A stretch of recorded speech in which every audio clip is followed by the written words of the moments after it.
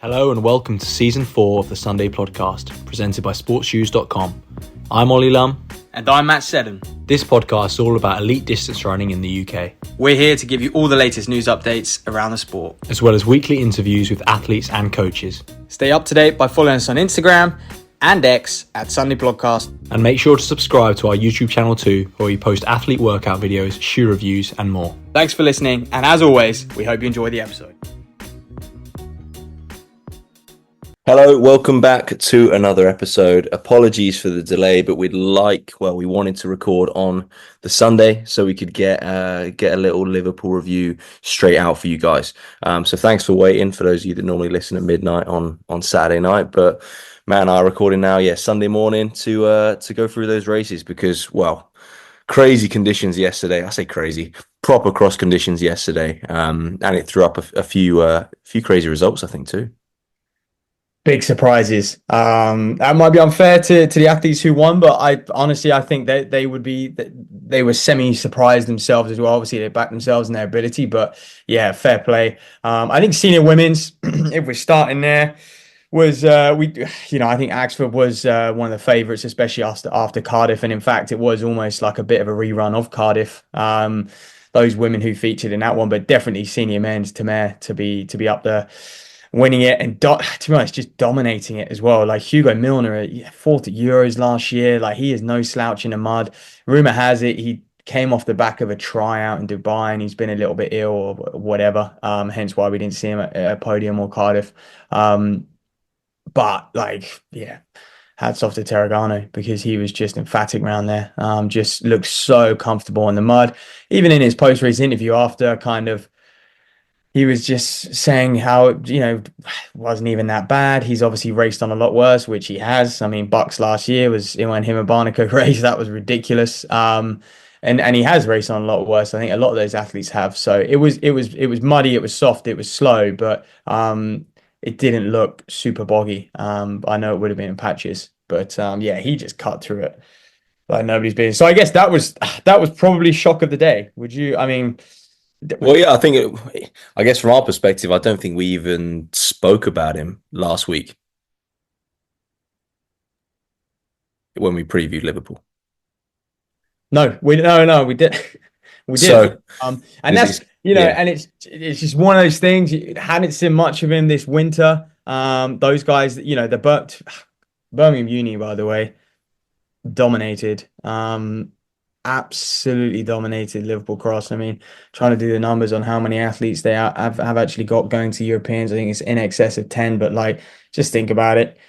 Senior men's winner, under 23 men, 1-2, under 20 women. They had, Jess Bailey in second there. Women, senior women as well. They were Poppy Tanks obviously in that setup, and they had women filtering back as well. So they really did, and 20 men as well. They had guys make the team. So Birmingham Uni are just on fire right now. And I think they were out in front. Obviously, they prepared very well for it. But yeah, and I do think they have always had that kind of heritage over cross country. In the same way, I guess you consider Loughborough to be the ones on the track. I think Birmingham have always had that in the cross country. But like you say, to go and have so many athletes dominating here at Liverpool, which is essentially our national championships, right? Like this is the biggest cross country race of the year. Is super impressive from so many people as part of a university setup. I think. Look, let's get into some of these individual races because we kind of had a bit of an overview there. Should we start with that senior women then? Because like you say, it was a bit of a not necessarily a rerun of Cardiff, but a lot of the similar names were in there. So we'll just run through the top six. So who we expect to go. So Axford, then Cara Hughes, then Poppy Tank, then Abby Donnelly, then Izzy Fry, and then Jess Gibbon coming in that last spot. I don't think we expect anyone to come in here and kind of remove Izzy Fry or Jess Gibbon from those kind of discretionary spots, do we? No. I wouldn't say. I mean, commentator mentioned they might give it a Jess Judd, but I don't think so at all. I think that'll be it from the senior women. I can't see how they take anyone else there, unless I don't know, unless Megan Keith is he's fit or something. Yeah, there's and that's a really strong top six, by the way, from those senior women as well. I mean, I know Axford got away, but that is a good top six. You think about where Donnelly was last year. Was she fourth at Euros last year or bronze at Euros last year? Yeah. That is a really, really good. And I think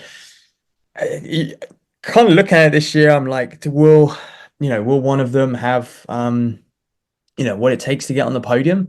But I think they're all going to be featuring in the top 15 at Europeans or Yeah. very close to at least the scorers. I mean, see, yeah, is it three for the senior women? I think to score. Yeah, I think you're bang on, mate. I don't see him taking anyone else. I don't know. I don't think Jess Judd would want to go. If they No, did. I think she would wanted to have earned her spot Yeah, yeah, and absolutely. be in that top six. Yeah, I don't think she would want to go.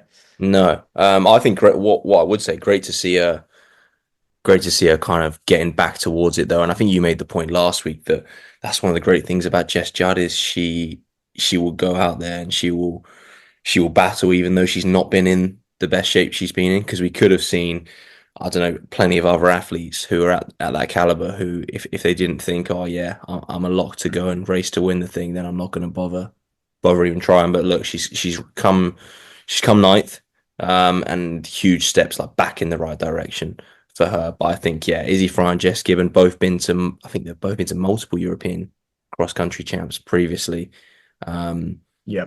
that's helpful for them because it's not like it's I guess a big anomaly who's made a team out of nowhere. These are people with proven experience at Eurocross. So yeah, great team. And I mean, what? Yeah, you mentioned Axford. Big gap off the front, but then Carrie Hughes in second, 28-21, and Jess Gibbon in sixth, 28-36. So like you say, great depth. And you'd expect them all to feature pretty high up. Yeah, I think just when you look at the team prize as well, can they go there? Can they get gold? I think they're certainly going to get top three out of all the teams. They're just so strong, and the depth is there. Minor gaps, but it's funny, isn't it? It's the same in the senior men's. I think once that gap opens, and it's always the way at Liverpool. Once that leader gets away, no one can get back on terms because they're not going to slow down, and it's so hard to rally at the end because of the conditions and how muddy it is. I think this moves on quite well to the short courses. When both Lay and Deadman they got away, they got a gap, and it wasn't even that muddy at that time of day, but it's just soft underfoot, right? It's boggy. There was some puddles lying, um, and there's a limit to how fast you can run. Like you can't close out that last K, no matter how kind of fresh you are. Mm. There is just a speed limit on that sort of terrain. I think once the leader gets away, that's it. And they were just able to kind of hold on, but also you've got them. They're just to break away from Liverpool. I don't know how good, they must just feel amazing. And you're just cutting around that course, and your ego and your confidence is just growing every step you get closer to that finish line. So I think, that's another reason it's so hard to get back on terms. And once someone breaks, you never see them get reeled in. Yeah. I think psychologically as well. I think because there's so much on coming even sixth that why are you risking going with some of those moves? I think that's the one of the big things. Like if you Yeah. I don't know, say you're Cara Hughes, Poppy Tank, Donnelly, Izzy Fryer, Jess Gibbon, and you're chilling, not chilling, but you're kind of comfortably uncomfortable. And you see Kate Axford, who's been running great all season, start making moves off the front. In your head, are you like, why am I gonna go with that and take myself from being comfortably uncomfortable to just uncomfortable to go with it when I'm still racing here to finish top six, essentially? Yeah. No, I think you're I think you right. have to be in such good Yeah. shape. Like multiple people have to be in such good shape, being like, well, actually, I'm going to make the team regardless. So I can really race for the win. Whereas I think it's just too risky. Yeah. I think you're right. I think there are points where you're just like you've got to measure your effort. Things can change quite drastically. I think Rory Leonard did a great job in his senior men's race. Mm. Yeah, his post-race interview, one of the hardest things he's ever done. Because he just got after it early. I think willing to be in that front group, push the pace, and and then obviously, gets dropped off after a lap. And it's like, that's tough when you're sitting in fourth and you're fading at Liverpool. That's kind of not where you want to be, but it is just about at that point measuring your effort. And he probably did a good job at just coming off it when he did. There's probably a temptation just to hang with that front group as long as possible. And I think talking of hanging with the front group, we're talking about those senior races right now, and the under 23 races. I think the two who were able to hang with those seniors the longest won. And I do think that was a factor. Meg Gatsby, David Stone, by the way, both of them terrific runs, breakout runs for the pair of them. To be honest with you, like that is, their best, there's their best runs of their life, hands down. They phenomenal. David Stone, this guy hasn't raced in over 12 months. His last race was in 2023. He races sparingly, to say the least. I mean, he did 2 races in 2023, Bucks and the National. Got third at the National. Great run. But then, you think 2022 does hardly any races again. Bucks and the National are one of them. This guy loves the Bucks and the National. February's his month. But and then in 2021 and 2020, obviously you kind of had those COVID years, but still he did 2 races in 2 years in 2020 and 2021. So he's clearly had, I actually don't know much about him. I was trying to find a little bit more about him yesterday. Once the race went down, and he's clearly had his injury issues, etc. He's a super talent, former, placing high at English schools through the age groups and stuff. But to beat Barnico like that, and the Barnico is good in the mud. Again, this is no slouch. This guy won the European under 23s last year in a ridiculously muddy course. And so for Stone to kind of do that, Liverpool to Barnico was awfully impressive. And, rumor has it been training very well in Font with the guys. And obviously, Birmingham again doing a fantastic job. Dean Miller coaching so many super talents right now coming out of that university. But yeah, I do think the way the race planned out, he got on that front group and that was it. It was 5.6K. But we talk about kind of speed limits on that course and how fast you can move. I think Barnico could get back on. Similar in the women's race as well. Meg Gatsby just went with that group for as long as possible. Yeah. And mate, you mentioned the breakout races for those under 23s. I think all our winners in the major races have breakout races. I think you could still say for Toma and Axford, they're breakout races for them too. Easily the best wins of their career. Yeah, I think there's something to be said for coming in under the radar. Like it's a good thing that we didn't mention, Tamir on the podcast because I think he really, he's coming in under the radar and he puts himself in that position and he's thriving and he didn't have kind of any pressure on him. And same with the likes of Gatsby, David Stone, like those kind of people. And now obviously, it will change and we'll certainly be looking at them for future years, and so will everyone else because they've announced themselves as the best cross-country runners in the country right now. Yeah, absolutely.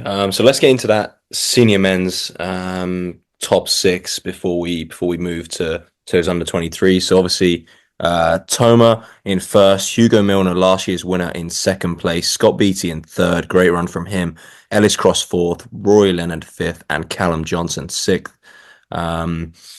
Few athletes kind of that we mentioned pre-race, like way further down the field. I mean, Ben Connor in 14th. We mentioned Charlie Wheeler 16th. Jake Smith 18th. Actually, I thought that was a great run from him. So good to see him getting back towards it. And James West down in 28th. I just think that those conditions was never really gonna go for him. But look, I mean, he's run 26:48. What's Callum Johnson run? 25:25. So the gaps were big. Bad. Like it always surprises me how much they pull away at the front. You say James West, it was 26:48. Yeah. 2 minutes over a minute behind Johnson. Well, yeah, and 2 minutes behind the win. Yeah. I think we were sort of I think a dry Liverpool, a difference. I mean, look how dry Mansfield was this year. And I think and that was, to be honest, and Cardiff was dry as well, and that's all you kind of have to go on when it comes to kind of previewing Liverpool, because just very little obviously had taken place, and we mentioned before how little people kind of raced beforehand and showed their cards. So, but yeah, I mean that might clearly playing a part. But it does surprise me, that it is quite big gaps, like 30 Well, more 40 odd seconds between, Tamir and Johnson in that sixth spot. Yeah, They run away with it, and that's over 8K as well. I'd imagine if it was still 9.8K. yeah, I pulled away even more, especially in the mud. But I think yeah, it was funny. I think Milner was just relentless early on, wasn't he? Like go to the front, and I'm just thinking, oh, here we go, Hugo Milner on the mud, like just willing to dominate here. But I think he did a good job in just coming through in second. And I think he's someone who's probably just going to build and come Eurocross. I still think he's going to be a force to be reckoned with. I think Tamer's come out on top today, and I think both of them are going to go into there with confidence. I think also the likes of BT Cross, Leonard, those Team Macau guys ran very well, getting 3, 4, and 5. And you'd expect them to, like they out of everyone in this field, like they are the three, them and Milner, they're the professionals, right?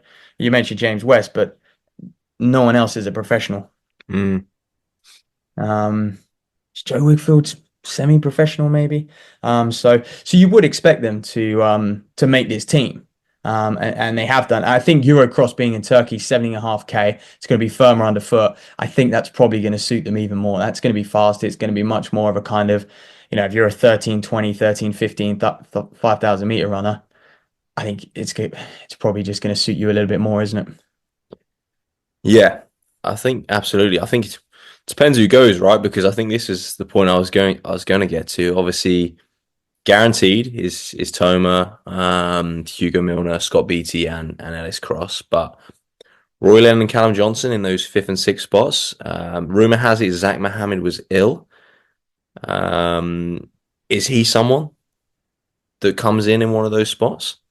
Yeah. And then obviously NCA results that we may as well get into now. Does Cootie come in? Mm. It's tough, man.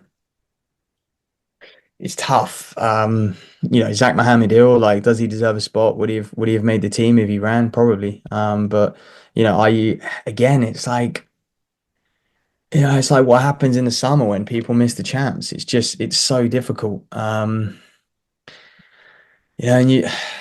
to include someone who was ill, you think, Mohammed, could you have just run ill and could you have made the top six? Probably, like, and again, we always say, like, that's part of it, trying to get to the race and trying to get to the trial and be on your A game at the trial. If you're not on your A game, are you good enough to still get the job done and get over the line? And it's going to be tough for Callum Johnson. I do think they will take Mohammed, um, to be honest. Yeah, and it's a difficult one because I think we were saying before, weren't we, mate? It's not. I don't think anyone's questioning Mohammed's ability on the cross country. But if you're Callum Johnson and you come sick and you don't go, you have a right to feel like really hard done by it. Particularly like someone of his cross pedigree, right? Like he's won a number of national championships, inter counties. He's made this team before, so it's not he's no slouch.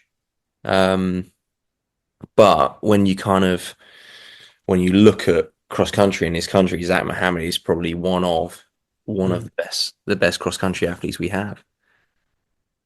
Yeah, Like, and I think his pedigree, what was he? He is silver behind Hicks in 2022. mm, In Italy last year, obviously went as a senior man as well. Yeah, and his half, his 5K, he's a 13:24 guy, something like that. So yeah, you just think, yeah, he probably deserves it. He proved good form at Cardiff as well. He was first Brit home there as well, so he got that race out, unlike a lot of the others who hadn't raced bar kind of Mansfield or a low-key league match. So I think he's proven he's in good form. So I do think he will go. It is tough for Johnson. Did you mention Dave Malarkey potentially in 18th to the NCAs? That's definitely not good enough to go. Although that is a huge run, by the way. And like, if Dave Malarkey was at Liverpool, I think, yeah, you'd argue that he might have featured in that top six and certainly been around that ballpark. But I think that's too tough to knock someone out.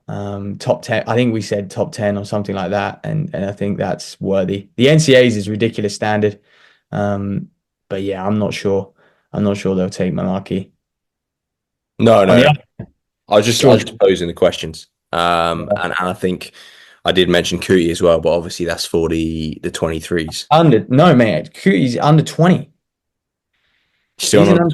He's an under 20 still, I believe. I might just double check that. So give me a minute or so. But I mean, he is just that run 14th, and the guy is a true. I mean, he's actually a true sophomore. Yeah. But he was by far one of the youngest. When I looked, you take out all the seniors, I think he finished fourth at the NCAAs. And I know that's obviously stupid, like seniors, but there's a lot of seniors in the NCAA who are on there. I mean, look at Monarchy, like he's like technically is he a fifth year or sixth year? There's a lot of old seniors in the NCAAs who have got 4 or 5 years on bloody Kuti.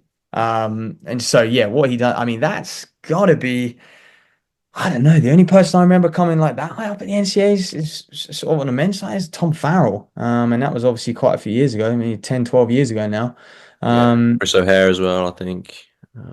Chris O'Hare, yeah, those guys used to come around that sort of ballpark. Yeah. But and obviously, and obviously Hicks, who won the NCAAs, like, but yeah, to do it that young, what Kuti did, and he's obviously at Virginia Tech now. Went out there last year, D2 school, moves to Virginia Tech. Who's coaching there? Ben Thomas.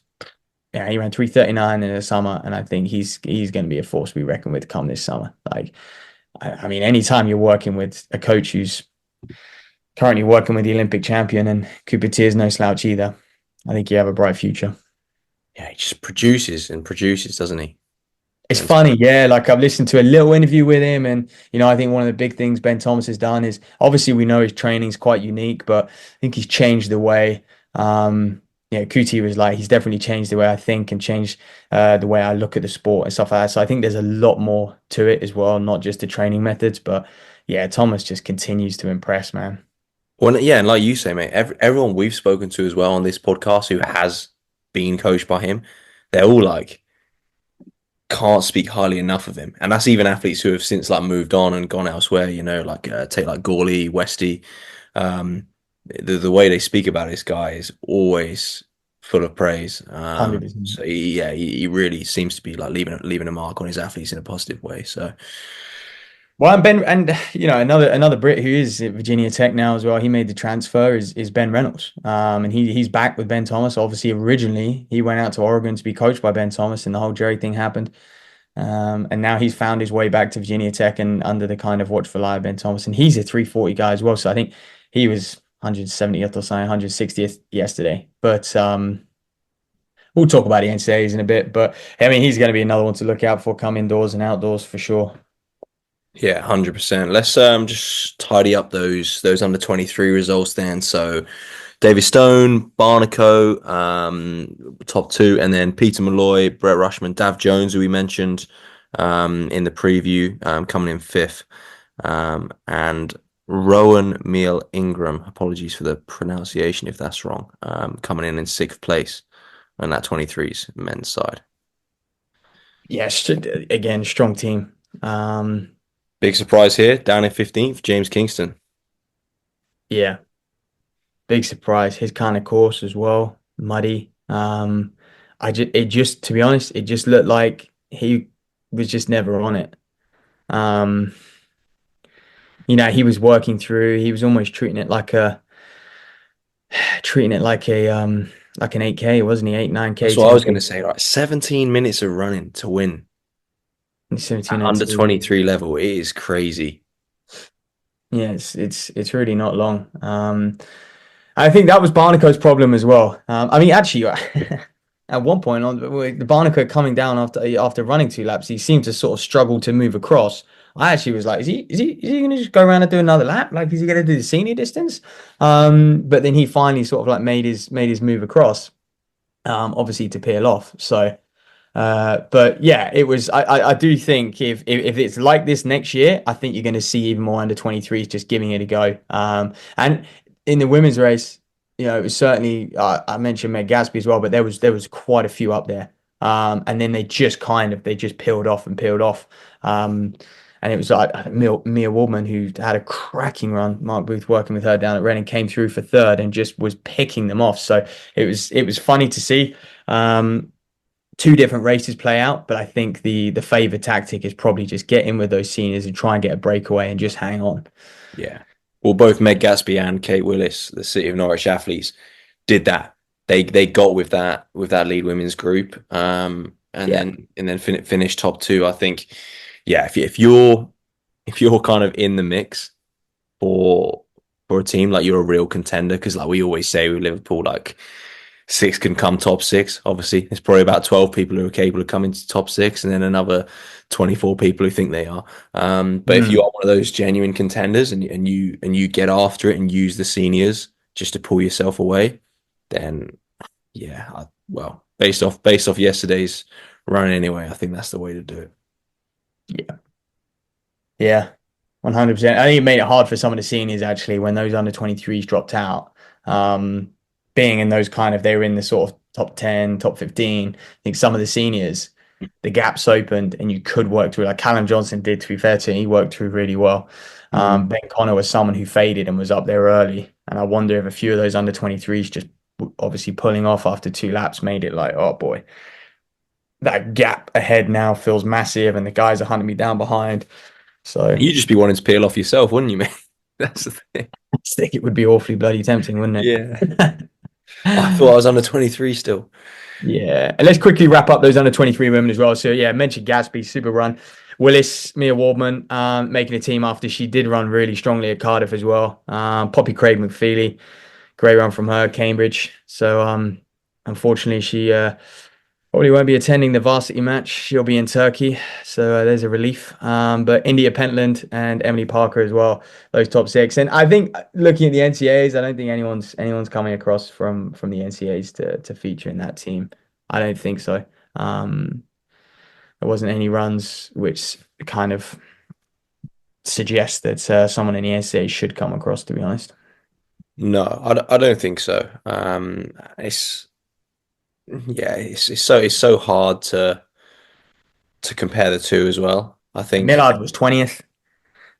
she's senior now, right? Though. Yeah, that's what I Yeah. mean. And you know, people like that. So yeah, there's no one to bring across.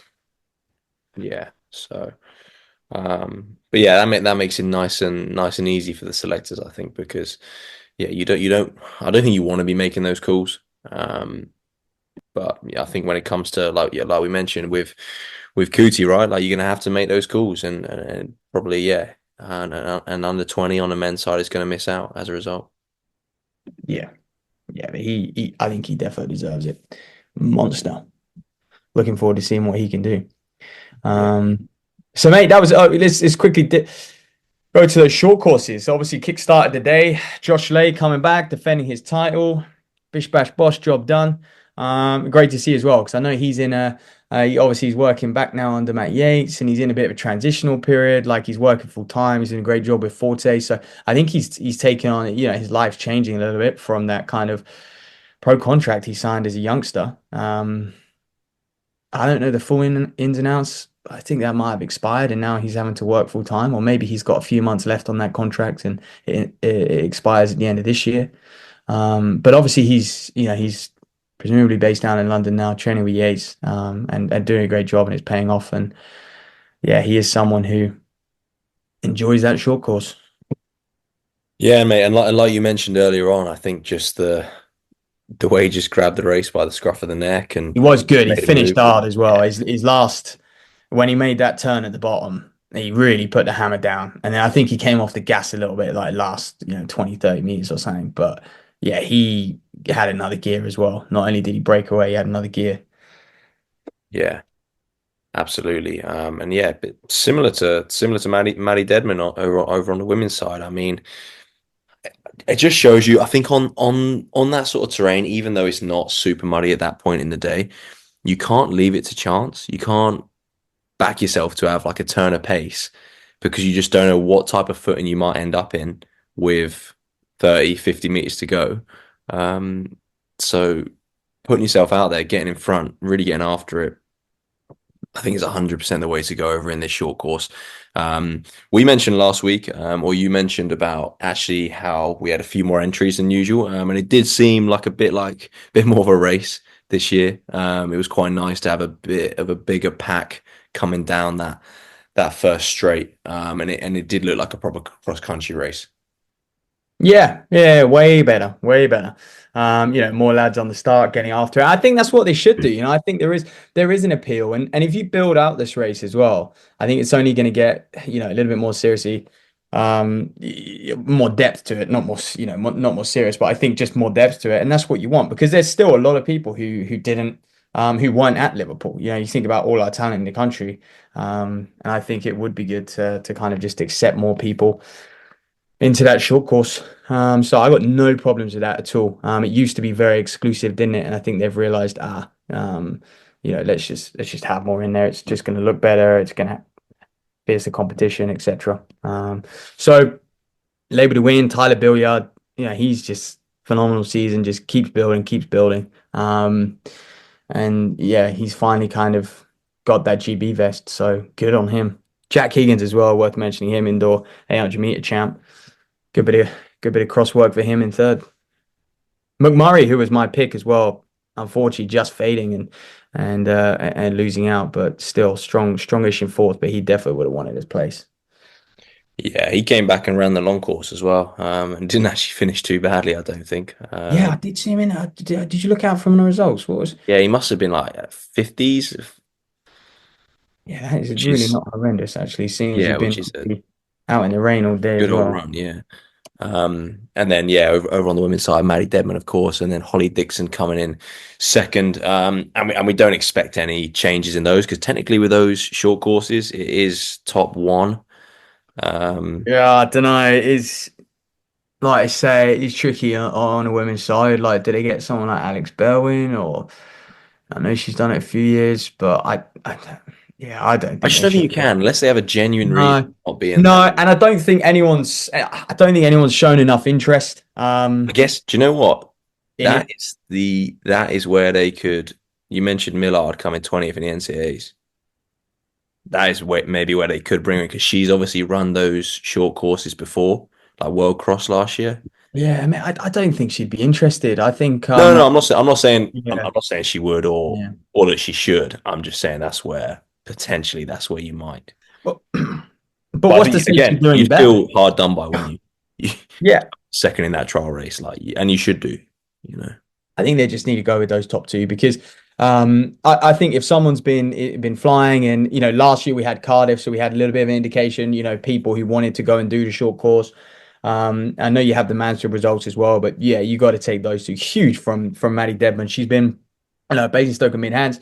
She's been just developing every single year so well, chipping down her time. She had a breakthrough summer as well. Getting down to low 2 minutes, getting into that British Champs final over the 1500 as well, and that being her specialist event really. And yeah, she deserved that. And again, someone who's kind of just coming under the radar a little bit, but. I bet your life she would have just been training for that. And this is what you do love about the short courses. I do feel like you train specifically for that. 5 minutes of hard running on soft terrain. Yeah, you really can do a job. And Dedman and both Dixon as well. They're not names that you would have been kind of whispering beforehand. They will be now. Well, and that's it, and that's the good thing for these athletes. You make this team; it really is a catalyst to go and have a great season next year. Whether that be indoors, outdoors on the track, or even something we've seen athletes previously progress to making those senior teams as well over the cross. So, yeah, definitely exciting times ahead for those athletes. Yeah, absolutely. So quickly, just credit to the under 20s, by the way. Great racing in the under 20s and in the juniors. And we mentioned Cootie's probably going to come across in that junior men's. But Henry Dover coming back from the NCAAs. Oklahoma State, by the way, having a bit of a stinker out in after being billed as one of the favorites out in the NCAAs. But Dover obviously didn't partake in that and came back. Won a junior men's race, great finish on him. Will Rabjohn's moving well as well for an 8:15 guy, although it is only just under 14 minutes. Ollie Conway, you mentioned Miles Waterworth and Quinn Meal Ingram as well, finishing fifth. And Noah Campion, mate, Bedford guy, in sixth as well. So he might be the one who just loses out, which is a shame. But in the junior women's, I think it is worth, hats off to Innes Fitzgerald, because when Jess Bailey, obviously Fitzgerald wins Cardiff on the same day, Jess Bailey goes and runs that record of a 5K 15:25 on the roads. And I was like, oof, these two are going to have a great matchup come Mm. Liverpool.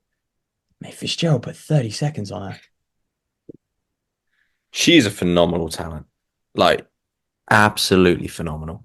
And we obviously had on the podcast previously, and I, I obviously have kind of forgotten when would that have been? Must have been Mate, it was last January, I think. last It's coming January, up yeah. to 12 months ago or so. Yeah. And the fact that she's still so young just amazes me as well. Because I remember looking at the Cardiff results, and she wasn't on there, and I was like, oh, she's had a bit of a stinker there, and then I completely forgot she's obviously still under 20, so wasn't in the results I was looking for. But yeah, great run from her, and like you say, 30 seconds when you're running for, well, yeah, less than 15 minutes is huge. Yeah, it is. It is. She just put on a display, and again, just hard hitting, front running. Absolutely no prisoners. And the more she like continues to dominate as well, I do feel like the more time, people are sort of saying, like, can she keep it up? Like, Mm. those conversations start having, and like, what's she gonna do if someone's on her shoulder? She likes to run out front. At the end of the day, like if she just keeps getting better and just keeps her gap, she's not gonna have too much of a problem. She is a different, she's very good in the mud, as well. Like, just big, long loping stride. I think she gets through the mud real well. But yeah, I did think that was impressive. But yeah, credit to Bailey, Lizzie Wellstead as well. Gilbert E. Jones and Elena Strevens in sixth as well. So strong running from all those women. But yeah, you talk about gaps, and there was a minute between first and fifth, which is like we said, over 15 minutes of running is quite scary. Yeah, it is, mate. It is. But look, that kind of wraps up Liverpool, and you should find out your teams on Tuesday.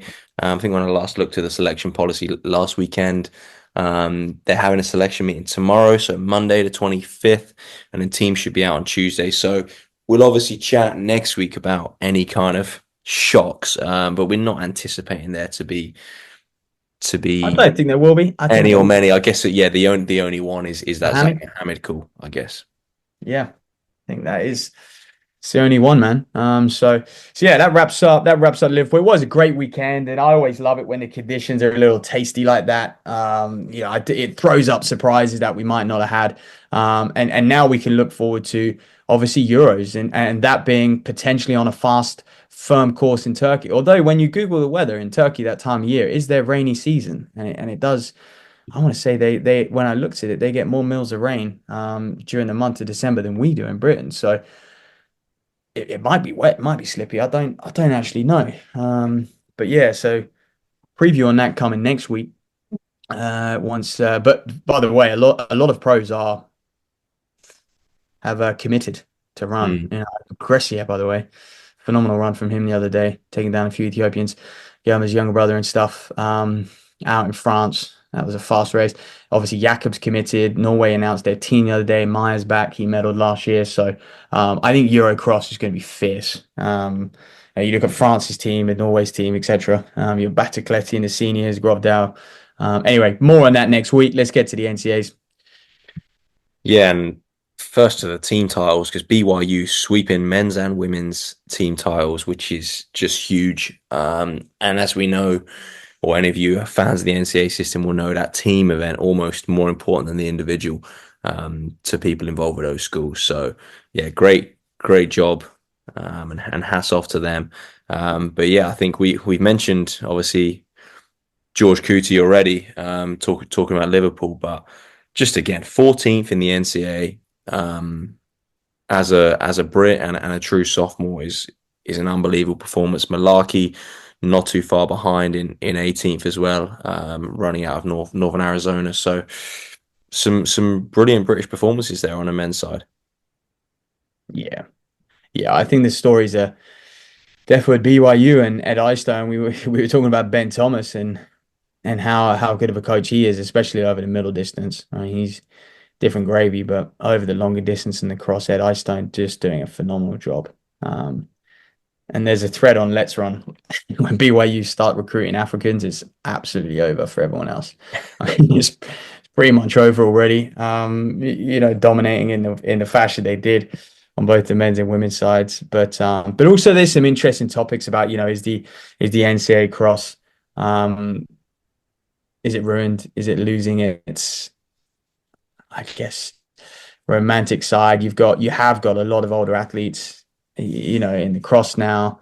And also, I mean, they're just absolutely, and this is the knock-on effect of nil deals, and also it's talking about, potentially the knock-on effect of the rule where they're going to have 10 athletes on the roster. It's obviously it's going to take place in the SEC to start. I think other conferences are going to cotton on, so they're going to limit your roster to 10.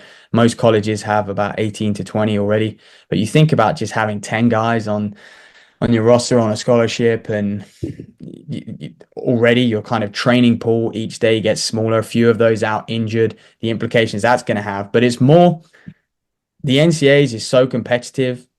Our school's going to have, the mindset to actually take in some athletes, like let's say George Cootie, people like that, take them in and develop them and make them into stars. They're going to, and I think this is why we are seeing more Kenyans come over. It's so competitive now, and they just want quick fixes. They just want results really, really quickly. And, so many schools are having these fifth-year transfers. We're seeing it as well. Like a lot of Brits, they get the 3 or 4 years done in the UK, and then they go over to the NCAAs for their last 2 years, which is absolutely nothing wrong with that. And to be brutally honest, you have to spend 3 or 4 years in the UK just to bloody get to a level where you can go get a scholarship now. If you want to go to a big, powerhouse D1 school, these D1 schools are so competitive. And I do worry because, initially it's all well and good, but after sort of 2, 3, 4 years of these smaller rosters and this kind of, already it's a little bit ruthless. Like, athletes can sometimes be at the expense of their development, getting chucked in, over racing, that sort of thing. And it's only going to get harder. And what was a huge opportunity to develop and go from, let's just say, a sort of low 340 guy and get down into the mid 330s or high 330s. I think now is going to get more and more difficult.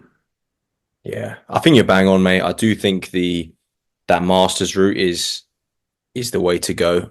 Making sure that you kind of use the UK university system for what it is, and then make sure you can go to a really good school, particularly if they're going to go this way. I mean, it's bad in a sense for participation, but should any uni be like giving away more than 10 scholarships? Like to have kind of these full-time athletes, really, like for cross country. I mean, well, because then it's just like you get into the schools. No, but what? Sorry. So what the rosters of 10 limits as well. It limits the kind of wider spread and the walk-ons who can come onto the team. And so you've basically, you've got these guys who are in-house in the college and they go on to university, and then maybe they're not great in their first year. They just get naturally better, and then finally they get, they might get to the NCAAs or whatever by the time they're sort of a third, fourth year. But you're limiting all of that. And I just think as well, for Brits who go out there as true freshmen, the gulf in class now between a fourth or fifth year is so much between a freshman, and you could be a really good youngster. You could have run low 340s as an under 20, and that is phenomenal.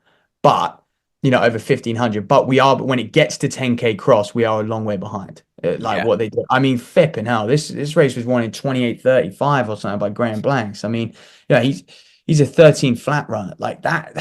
We don't even have that in the UK. Like Graham Blanks would have it really. I mean, he'd win the UK national champs by a margin on the cross. So maybe Emil's the only one who could contest him. But I still think over a 10K cross rolling hills it would be close. Anyway, that's the discussion for another day. But the problem, what I'm trying to say is the gap is so big that you're just going to be discarded early on. The coach is going to, you're going to struggle to make the adjustments. You're going to struggle to develop. The gap's going to be so big. It's going to get disheartening.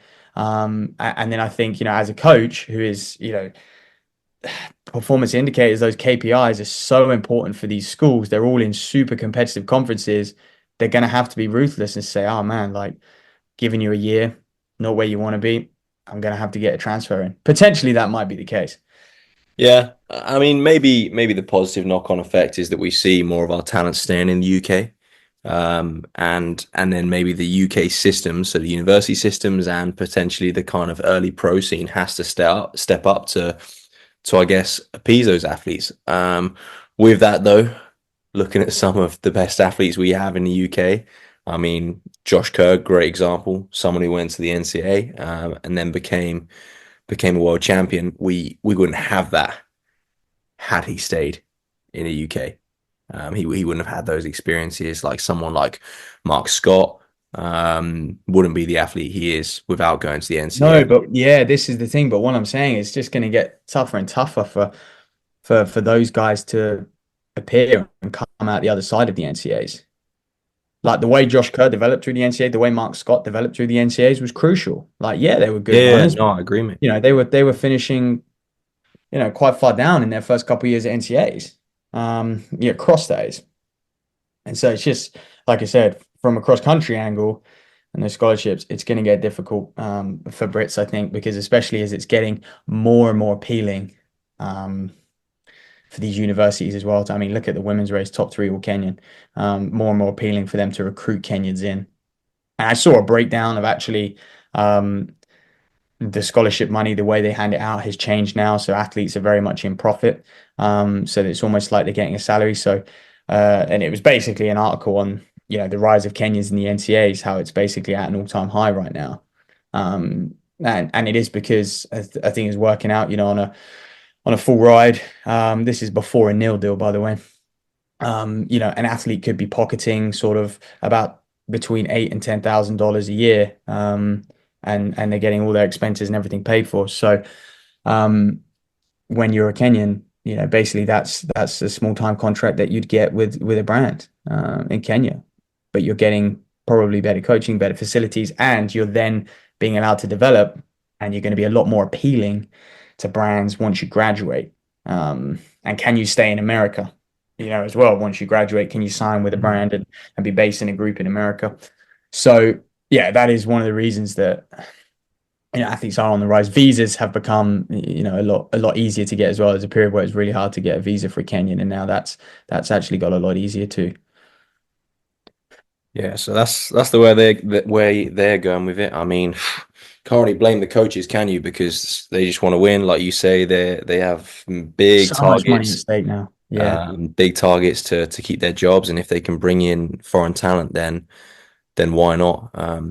In that regard, but we'll see how that situation develops. Just I guess to wrap up the British results, we had 5 All-Americans across the men's and the women's. So obviously Kuti and Malaki we mentioned on the men's side, and then Alex Millard 20th, Shannon Flockhart 24th, and 34th was Sarah Tate on the women's side. So well done to them getting those All-American honors, because as we know, it takes a lot to do that when you look at some of the athletes who finish outside All-American spots.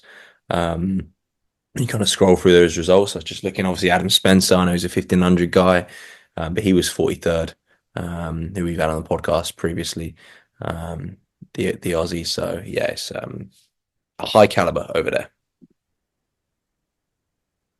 Yeah, extremely good. It was a good watch, and just more drama as well. That Hampton Samuel from New Mexico. I mean, Jesus, he ran 3/4 of the race with one shoe. So I think, as good as Graham Blanks is getting the win there, I think it might have been different had Samuel had 2 shoes on him. But yeah, that's like I say, that's a debate down the pub. Anyway, good. It was good viewing. Yesterday was a bit of a colossal day to watch cross country running, and one of my favorites, to be honest with you, because I just think, as good as track is and stuff like that, I do think the NCAA is a special race and Liverpool is a special race, and I think you just have that connection, and you see surprising stories play out, and people's careers change, and I think we had that over the weekend, which was just fantastic.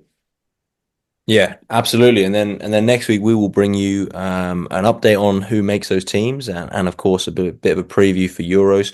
we'll also try and get potentially someone who's had a good run at Liverpool. The messages have gone out, so if you are listening, check your DMs without kind of putting spoilers on. So we'll see what we can do on that front. But of course, they might be deep in preparations and not want to talk. So we'll definitely bring you that preview of Euros though, and we'll catch you very soon.